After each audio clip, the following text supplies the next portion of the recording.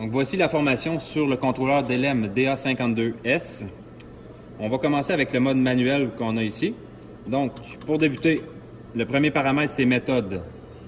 0, ça se trouve à être méthode pli en air. Donc ça veut dire qu'on ne va pas faire de l'estampage au fond de la matrice.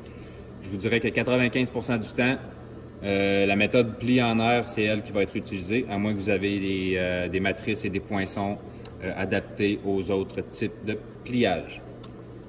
Longueur de pliage, ça se trouve à être la largeur en fait. Donc si on plie sur 4 pieds de large, on rentre 48 pouces. C'est toujours en pouces. L'angle, ça c'est l'angle qu'on veut, l'angle désiré. Donc si on veut 135 degrés, Enter. Il faut prendre note que le contrôleur, lui, fonctionne de 180 à 0, donc 135 degrés, ça se trouve être un angle ouvert. Correction A, ça se trouve être correction angle. Donc, si on veut un 135, puis il manque 2 degrés, on vient rentrer moins 2, Enter, puis ensuite, l'angle devrait être correct.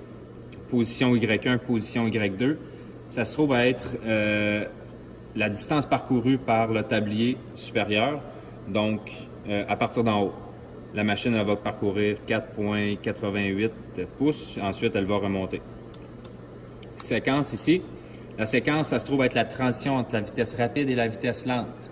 Donc la machine va parcourir environ 4 pouces, ensuite elle va faire la transition pour la vitesse lente, la vitesse de pliage en fait, puis rendue à sa position d'axe Y, elle va remonter. Parallélisme.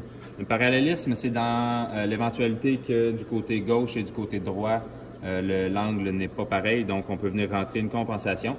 Il faut prendre note que c'est toujours le côté Y2 qui bouge. Donc, si on rentre moins 12 millièmes, le côté droite, excusez-moi, de votre machine, donc côté Y2, va descendre de 12 millièmes, de plus que le côté Y1. L'ouverture. Ouverture, c'est l'ouverture après le pli. Donc, ici, on peut voir qu'on a 1 pouce et 3/8 grossièrement. L'ouverture va être au-dessus de la séquence.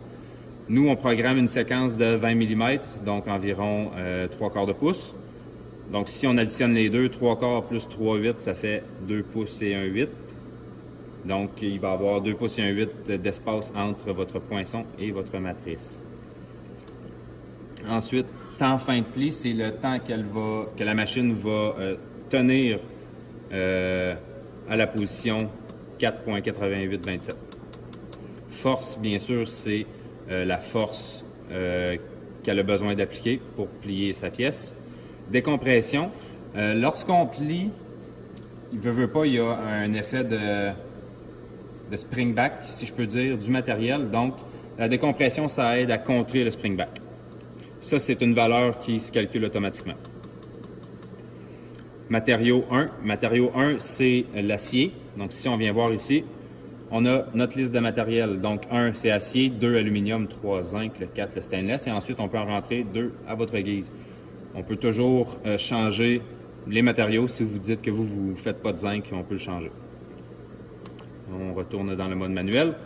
Donc, si on sélectionne le matériel, épaisseur, ça se trouve être l'épaisseur réelle de votre matériel. C'est toujours mieux de le prendre avec un vernier pour avoir exactement l'épaisseur. Poinçon, donc il suffit de sélectionner le poinçon que vous utilisez, tout dépendant de votre contrôleur. Puis, dans le fond, on sélectionne le poinçon et la matrice qu'on utilise. Axe X, ça se trouve être la butée arrière. Donc, si on plie, on veut 2 pouces intérieurs sur notre pièce, on vient rentrer 2 pouces. Faut prendre note que le 2 pouces, c'est de la ligne de pliage jusqu'à la butée arrière. Recul. Donc, si en pliant, la pièce peut faire une collision avec les butées arrière, on peut lui rentrer un recul. Donc, pendant le pliage, la butée arrière va reculer. Exemple. Vitesse. La vitesse qui est marquée là, c'est la vitesse de pliage, donc la vitesse lente. Si on veut, on peut la réduire dans le cas où est-ce qu'on a une longue pièce à plier. Ça peut faciliter la manutention de la pièce. Vitesse de décompression, ça se trouve être la vitesse qui a rapport avec la décompression qu'il y a ici. Donc, si on résume, ce qu'on a à faire, c'est changer, lorsqu'on veut plier une pièce, on change la longueur de... Bon, on rentre la longueur de pliage, exemple 20 pouces.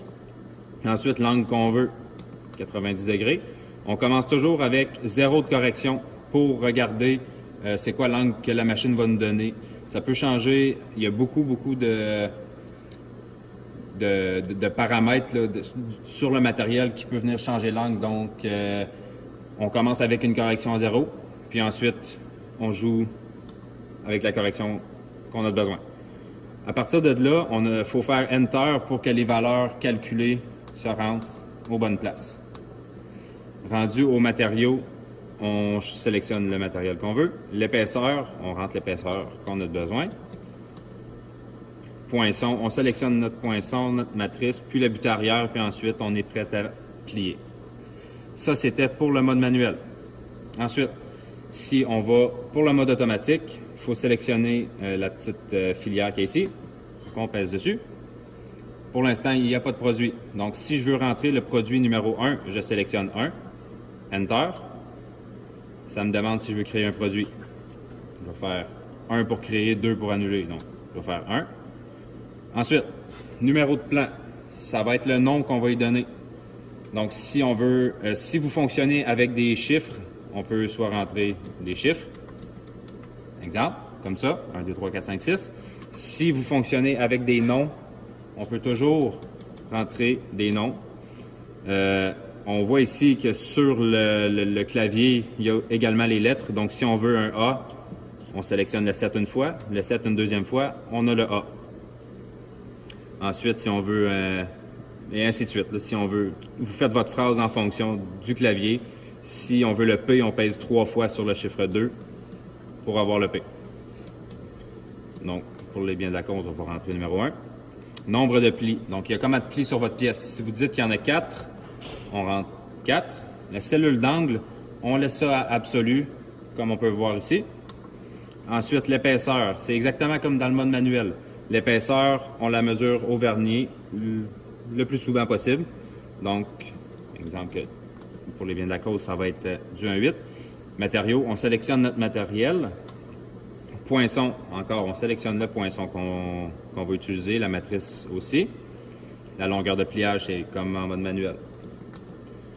Stock, c'est combien de pièces qu'on veut faire. Donc, si on ne marque pas de chiffre, il va compter de 0 à jusqu'où est-ce qu'il y a à compter. Si on marque 10, ben, il va partir de 10 puis il va descendre à 0. Ici, correction GA, ça se trouve être correction générale d'angle. Donc, si pour tous les plis, s'il y a tout le temps de correction de 2 degrés, on peut venir rentrer une correction de 2 degrés pour tous les plis. Correction GX, c'est une correction générale pour l'axe X. Donc, même chose, ça rentre une correction pour tous les plis. Dans notre produit qu'on a ici, on a 4 plis, donc ça va rentrer une correction pour les 4 plis. Ensuite, un coup que ça c'est sélectionné, que c'est tout rempli, on fait la flèche de droite. On tombe sur le pli numéro 1, comme on peut le voir ici. On sélectionne la méthode, l'angle qu'on veut, exemple un 90 degrés, l'ouverture qu'on veut, exemple 1 pouce. La force est calculée. Il nous reste à rentrer la butée arrière. Le recul, code et délai, on laisse ça comme calculé. Ensuite, la répétition réelle. Si on veut 3 répétitions du pli numéro 1, on fait 3, Enter.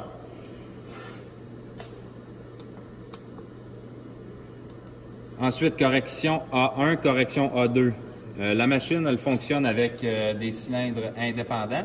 Donc, si on a besoin de moins 1 degré sur le cylindre Y1, on va aller sélectionner la correction A1. Si on a besoin de 1 degré seulement sur le cylindre numéro 2, on fait la correction A2. Donc, si je viens rentrer moins 2 dans A1, ça rentre une correction dans A2 automatiquement. Pareil à la A1. Donc, si on veut changer A2 ensuite, on vient sélectionner A2 et on la change. Correction X, encore là, c'est pour la butée arrière.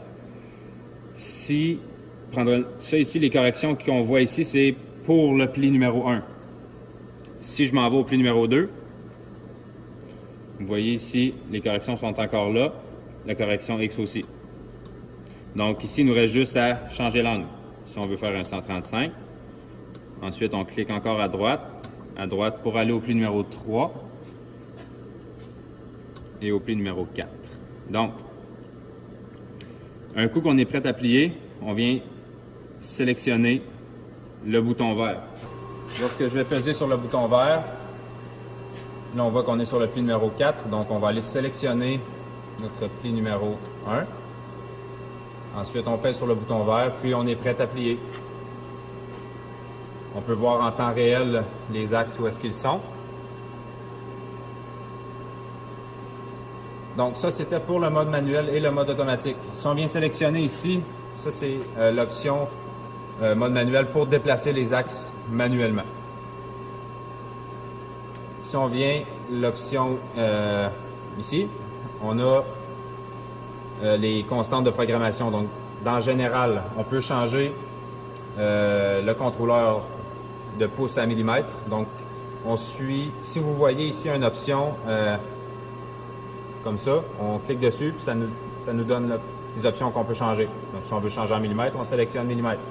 Ensuite, notre contrôleur se trouve être en millimètres. On peut également changer la langue. Donc, si vous avez, exemple, des Anglais qui parlent dans votre entreprise, on peut changer la langue pour l'anglais. Ensuite, matériaux. C'est toutes des valeurs qu'on peut changer, mais on vous recommande de ne pas les changer parce que c'est des valeurs qui ont été rentrées, des valeurs générales pour les matériaux, donc on ne les change pas. Même chose pour le reste ici. Ensuite, si on veut créer des nouveaux poinçons et matrices, on sélectionne le petit signe ici qu'on voit, un poinçon et une matrice. Si on clique une fois, c'est poinçon. Si on clique dessus, matrice. Donc, si on veut créer une nouvelle matrice, poinçon, excusez-moi, on sélectionne un poinçon qui est vide, puis on suit ce qu'il nous demande. Donc, H pour la hauteur, l'angle, le rayon et la résistance. Même chose pour la matrice. Ici, on voit qu'il y a un petit peu plus de valeur à rentrer. Il y a un petit peu plus de valeur à rentrer. Il faut prendre note que la séquence est très importante à rentrer. On rentre toujours 20 mm pour la sécurité des opérateurs. Ensuite, si on clique sur la petite fiche ici, dans le fond, ça change entre les constantes de programmation et les poinçons. Puis, ça ressemble à ça pour le contrôleur. Donc, si jamais vous avez des questions, vous pouvez toujours communiquer avec nous au service de chez Medfab dans le 88 903 2999, le poste 2 pour le service, dans le 88 903 2999, le poste 2.